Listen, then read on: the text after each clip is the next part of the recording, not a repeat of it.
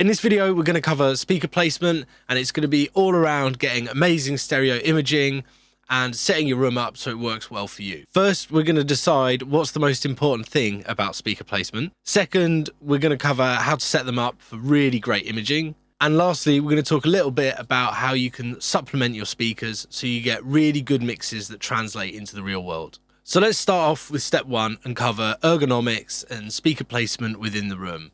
Right, there's lots of information out there that says you shouldn't have your speakers against the wall. Other people say that you can have your speakers against the wall because then it doesn't do the phase cancellation thing.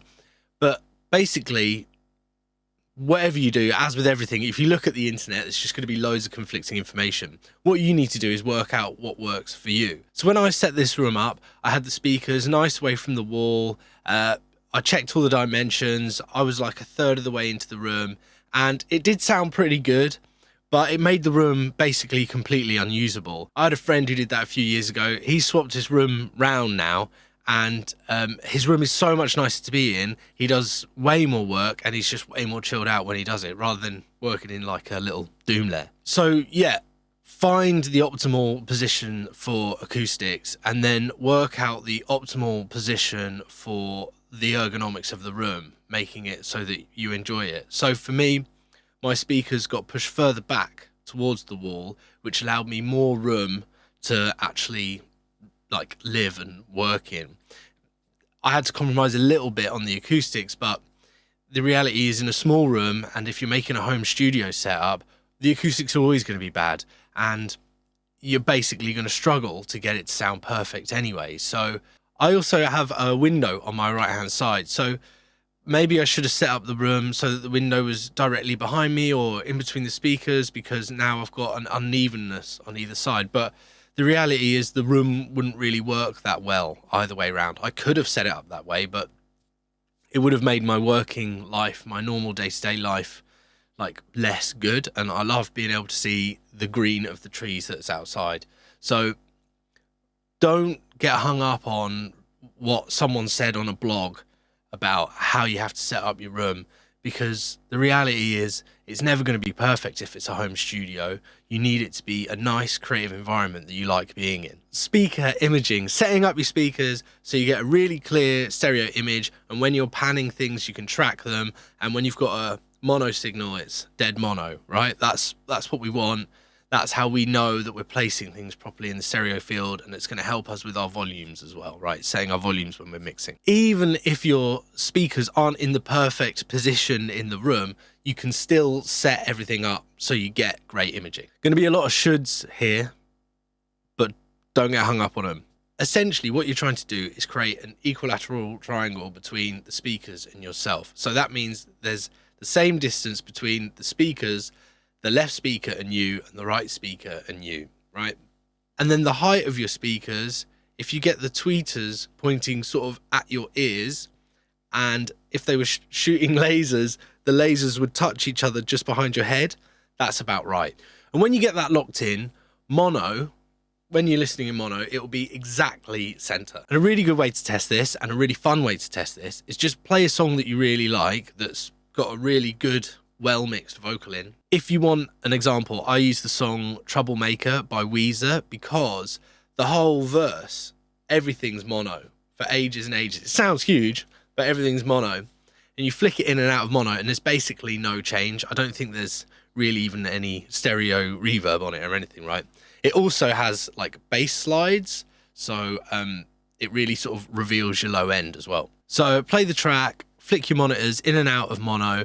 If there's a big change, you haven't got something set up quite right. But once you get that dialed in, everything's set up right, and you're flicking in and out of mono, there won't really be a massive change, particularly if you're using that song. So it's probably worth mentioning that isolating your speakers from the room or your desk is going to really, really help as well, just with like resonances and room tones. So I have mine on dedicated stands. You can get pretty effective ones, like quite cheap nowadays. Okay, so third, supplementing your speakers. How can you make sure that your mixes translate from in your studio to the real world? For me, the best way to do that is headphones. Just headphones are great for fact checking your room and your speakers. You can also use small speakers as well. So let's go through a few of those. So the first thing I use these Audeze LCD X's. They're not an entry-level headphone at all. They're incredible. It's almost like just putting some speakers on your head, which I guess is what headphones are. But they're just so open and they have so much detail. I feel really, really confident that when something sounds good in my room and on those, that I'm not really in for any nasty surprises.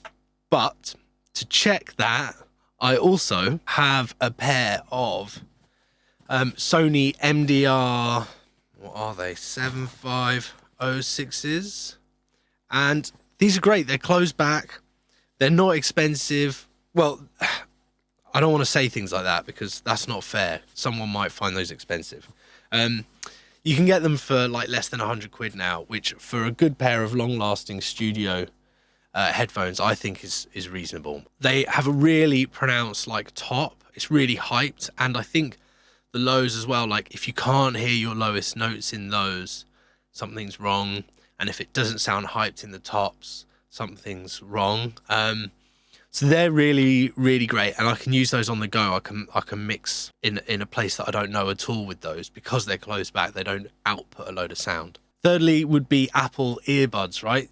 That's what most people are listening to music on. And yeah, I used to have a wired pair, but I should buy some more. Way more useful than having the Bluetooth ones. Most of my clients are giving me notes on my mixes by listening on those. So by checking my mixes before I even send it to them on those, I'm really making sure I know what they're hearing. And then lastly, it's not headphones, it's speakers, laptop speakers or a small Bluetooth speaker. They can do some funky stuff with stereo imaging, so that's kind of useful to check actually, but also like don't get thrown off too much. But really, really good for checking your mids. And there's so little low end on laptop speakers that they don't really make the room go crazy. So you get quite an honest representation of the mids and the tops. Like for me on my MacBook Pro, it's like 3K. If I've got any whistly tones around there, that'll make it really obvious if I've missed them. I guess in that way they could be seen as like a very bad modern version of the NS10. So in the next video I'm going to dive into acoustic treatment, what you can do if you've got money and what you can do if you haven't got money, basically, to get your room sounding a lot better and control everything that's happening. I'm even going to include a thing about what you can do if you're renting and you can't like damage the walls and hang stuff. So like and subscribe. And also I run free and online events for home producers and DIY artists to like meet each other, get mix feedback, that kind of thing. You can find a link to that and a load of free mixing templates in the description of this video. It'll take you through to the website. All the best.